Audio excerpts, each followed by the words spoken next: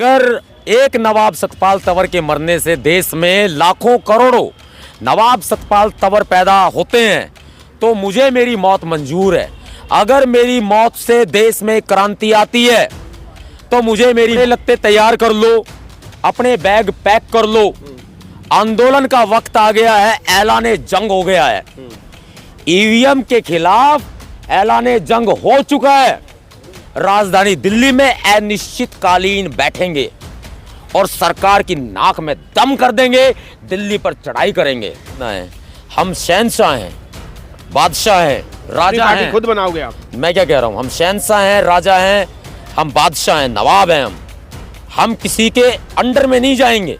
संग्राम भी कहां चली जाएगी? सर महासंग्राम होगा। फिर अभी दिल्ली पर चढ़ाई होगी। होगा फिर। देखो अब दिल्ली पर चढ़ाई हो जाएगी। हम ईवीएम मशीनों को बंद करने की बात कर रहे हैं। फिर भी अगर बीजेपी आएगी, अगर नरेंद्र मोदी जी की तानाशाही आएगी, हिटलरशाही आएगी तो महासंग्राम होगा, तैयार पड़ेगा। हमें गालियां भी खानी पड़ेगी, हमें जूते भी मारे जाएंगे, हमें गालियां भी दी जाएंगी, हमें मारा भी जाएगा, पीटा भी जाएगा, केस भी लगाए जाएंगे, प्रशासन भी अत्याचार करेगा। अरे वो संघर्ष ही क्या, जिस संघर्ष में ये सब ना हो। संघर्ष ही तो इसी को कहते हैं। और फिर संघर्ष से डर के अगर कोई भाग जाए तो उसमें मैं और आप तो गलत नहीं हो सकते ना। जय भीम, नमो बुद्धाय। मिलेंद्र गौतम मैं हूँ आज अंबेडकर भवन में, रानी झांसी रोड, दिल्ली में। आज मेरे साथ हैं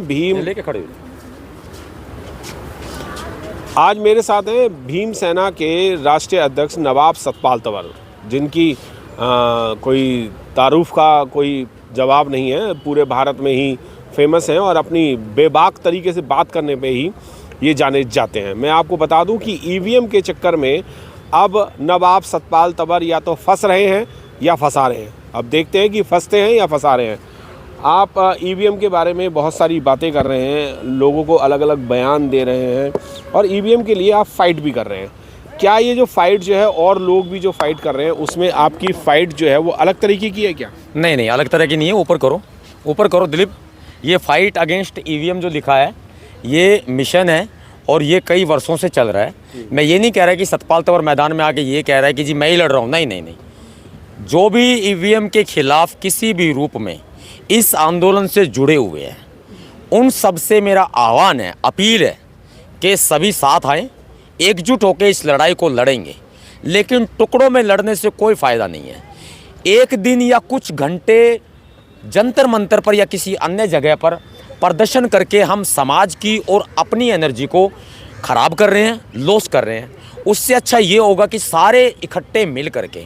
और इकट्ठे तो आप नहीं हो सकते ना, क्योंकि एक उंगली की, एक हाथ की 5 उंगलियां तो इकट्ठी हो सकती हैं, पर बहुजन समाज में आप लोग जो हैं वो इकट्ठे नहीं हो रहे, तभी तो ईवीएम नहीं आ रहा बाहर। मैं बताऊँगा, सभी साथी इकट्ठे हो करके इस लड़ाई को लड़े, हमारी जीत निश्चित होगी, निश्चय होगी। और रही बात इस चीज़ की कि लोग इकट्ठा नहीं हो रहे, हमने सबका आह्वान किया। जो नहीं आया उसका भी स्वागत है, जो आया उसका भी स्वागत है, उसका भी धन्यवाद, साधुवाद है सबका।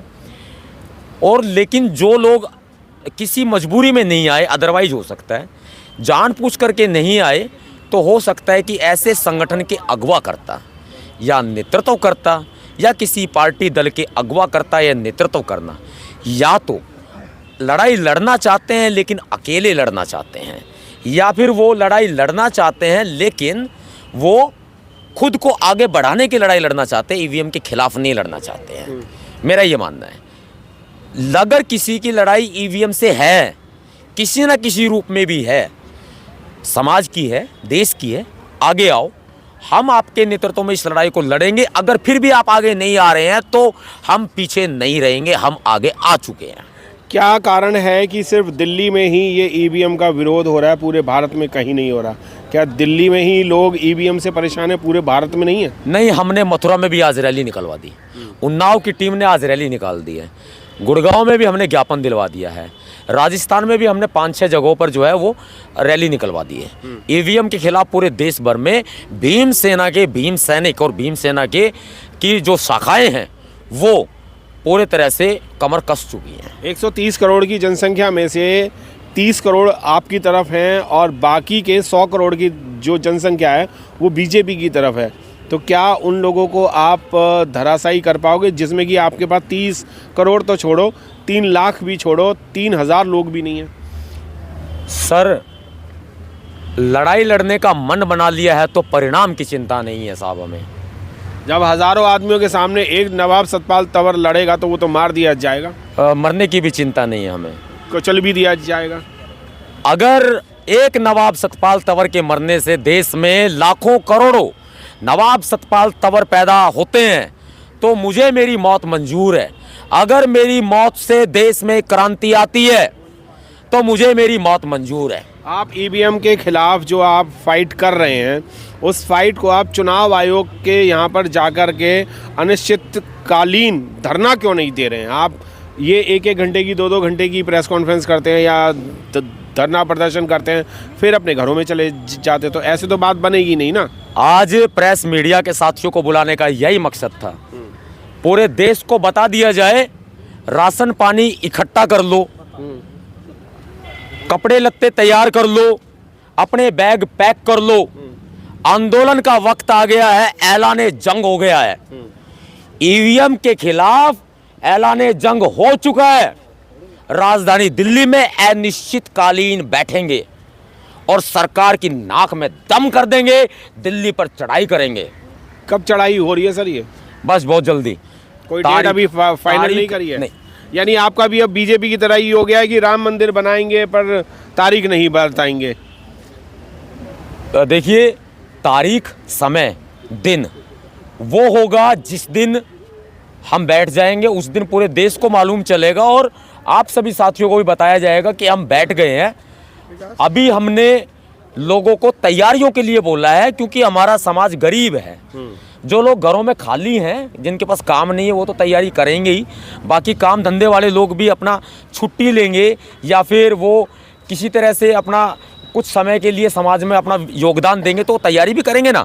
तो मैंने उनको तैयारी का समय दिया है बस। आपने अभी एक मीडिया कर्मी को आप ये बता रहे थे कि ईवीएम हैकर मेरे पास हैं जी, क्या ये बात सही है? हाँ बिल्कुल, ये बात ठीक है। मैं मोदी जी की तरह जुमले नहीं फेंकता। मोदी जी जुमले फेंकते हैं, अमित शाह उसको प्रमाणित करते हैं, चुनाव आयोग चोरी करता है और फिर ये बताता है कि मैं चोर नहीं हूँ। ऐसा कैसे चलेगा? हमारे पास हैकर्स भी हैं, हमारे पास इंजीनियर्स भी हैं, हमारे पास ईवीएम के एक्सपर्ट्स भी हैं। चुनाव आयोग में दम है, चुनाव आयोग सामने आए। आप कौन सी पार्टी से हो? भीमसेना, बाबा साहब अम्बेडकर जी की पार्टी, हम तो उनके सिपाही हैं जी। अभी आपकी कोई यानी पार्टी नहीं है? नहीं, देखो अगर आपको इलेक्शन लड़ना पड़े तो कौन सी पार्टी से? बीजेपी से लड़ेंगे, कांग्रेस से लड़ेंगे, आम आदमी पार्टी से लड़ेंगे, बीएसपी से लड़ेंगे, लोक दल से लड़ेंगे, किससे लड़ेंगे आप? नहीं, देखो ये जो आम आदमी पार्टी है, बीजेपी, कांग्रेस, ये सब हमारे दुश्मन हैं। हमें इनसे क्यों चुनाव लड़ना है? हम शहंशाह हैं, बादशाह हैं, राजा हैं। खुद बनाओगे आप? मैं क्या कह रहा हूँ, हम शहंशाह हैं, राजा हैं, हम बादशाह हैं, नवाब हैं। हम किसी के अंडर में नहीं जाएंगे। नवाब सतपाल तंवर जी, नवाब बहुत सारे कुचल दिए गए हैं, सारे नवाबी शौक अब चले गए हैं। ये भारत का संविधान जो है वो उसने सारे नवाबों की ऐसी की तैसी कर दी है। उसी संविधान के अनुसार आपकी भी ऐसी तैसी इसी तरीके से की जा रही है। अगर आपके पास हैकर हैं तो आप अपने हैकर की टीम से अपनी एक पार्टी बनाओ ना। अपनी एक पार्टी बना करके ईवीएम हैक कर लो, आप भी जीतो, फिर प्राइम मिनिस्टर आप बनो ना। फिर क्यों मोदी के पीछे भाग रहे? जब हैकर है तो आप सर, प्रशासन मेरे हाथ में नहीं है और मैं चाहूँ तो मैं कब कहता हूँ प्रशासन का क्या करना है? जब आप कह रहे हो कि मेरे पास हैकर है, मैं तो 10 किलोमीटर दूर से भी ABC जो बटन दबाऊंगा दबा दूंगा। देखिए, मशीन की प्रोग्रामिंग इज मोस्ट इम्पोर्टेंट। जिस व्यक्ति ने या जिस इंजीनियर ने या जिस टीम ने मशीन की प्रोग्रामिंग की है, वही उस प्रोग्रामिंग को जानता है और वही उसको हैक करवा सकता है। और वो प्रोग्रामिंग कौन कर रहा है? वो बीजेपी कर रही है और करवा रही है। अब बताओ, टेस्टिंग कराए थे ना? नहीं, देखिए की आपने टेस्टिंग कराई बहुत रोडों पे। मैंने कई सारे एडवोकेट्स को औरों को भी देखा है कि उन्होंने टेस्टिंग कराई है। वही टेस्टिंग का ईवीएम जो है वो भी तो आप ही के हाथ का है ना। जो आप चाहोगे वो वही बटन दबाओगे और वही पर्ची बाहर आएगी। ये भी पॉसिबल है। तो फिर चुनाव आयोग आपको क्लैरिफाई क्यों करेगा? देखो, ये भी पॉसिबल है कि अगर कोई भी बटन हम दबाएंगे तो वोट बीजेपी को ही जाएगा। लेकिन आप इस बात को समझो, जैसे प्रोग्रामिंग होती है, जैसे प्रोग्रामिंग हो रही है मशीन की, तो उसको प्रोग्रामिंग के आधार पे उसको ऑपरेट किया जा सकता है। हम डेमो दिखा सकते हैं कि हैकिंग हो सकती है, लेकिन ये नहीं कि चुनाव आयोग की मशीन को ही हम हैक कर लेंगे। चुनाव आयोग अपनी मशीनों को हमारे सामने लेके आए, उसकी प्रोग्रामिंग को मेरे हैकर 1 सेकंड में पढ़ के उसको हैक करके दिखा देंगे। और अगर ऐसा भी फिर भी बीजेपी जीतती है तो फिर क्या करोगे आप? संग्राम भी कहाँ चली जाएगी? सर, महासंग्राम होगा फिर। अभी दिल्ली पर चढ़ाई ईमानदारी पे होगी। भी होगा फिर। देखो, अब दिल्ली पर चढ़ाई हो जाएगी।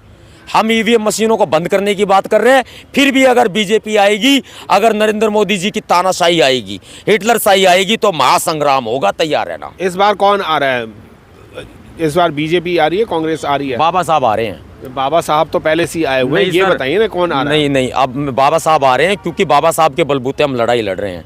अब दिल्ली में हम ही आएंगे। वो भी तो कहते हैं बाबा साहब हमारे हैं और हम भी बाबा साहब की लड़ाई सब पकड़ लड़ ले रहे हैं। उनको कि हमारे हैं, हमारे हैं। वो तो पूरे देश के हैं, मानवता के हैं बाबा साहब। लेकिन जब बाबा साहब ने संविधान लिखा है और हम आंदोलन कर रहे हैं, तो दिल्ली में कौन आ रहा है? बाबा साहब ही तो आ रहे हैं ना। फिर बताओ, तो आप ईवीएम कैसे हटाओगे? ईवीएम तो हटने वाला है नहीं। अब फोड़ेंगे, फिर कैसे फोड़ोगे? तोड़ेंगे फिर ईवीएम। आप जेल में चले जाओगे? नहीं, किसी जेल में आप 2-3 बार गए और आपकी अच्छी खासी खातिरदारी भी हुई है, मरने से भी बचे हो आप। सर देखो, और आपके अगर कई सारे हम- दोस्त जो हैं वो इसी चक्कर में आपको छोड़ के भी चले गए। देखो सर, मैं आपको बताता हूँ कि जब हम लड़ाई लड़ेंगे तो मुश्किलों से हमें जूझना पड़ेगा। हमें गालियाँ भी खानी पड़ेगी, हमें जूते भी मारे जाएंगे, हमें गालियाँ भी दी जाएंगी, हमें मारा भी जाएगा, पीटा भी जाएगा, केस भी लगाए जाएंगे, प्रशासन भी अत्याचार करेगा। अरे वो संघर्ष ही क्या, इन जिस संघर्ष में ये सब ना हो। संघर्ष ही तो इसी को कहते हैं। और फिर संघर्ष से डर के अगर कोई भाग जाए तो उसमें मैं और आप तो गलत नहीं हो सकते ना। हमें तो संघर्ष करना है। आपकी ईवीएम को हटाने की भूमिका क्या रहेगी? फाइट अगेंस्ट ईवीएम हमारी लड़ाई जारी है, और ईवीएम हटाए सरकार, नहीं तो हम ईवीएम को तोड़ेंगे। दोस्तों मैं बता दूं आपको कि ईवीएम को हटाने के लिए बहुत सारी कवायतें लगी हुई हैं और सभी लोग जो हैं ईवीएम को हटाने के लिए बहुत तन मन धन से लगे हुए हैं और बहुत धरना प्रदर्शन हो रहे हैं बहुत ही ज़बरदस्त तरीके से।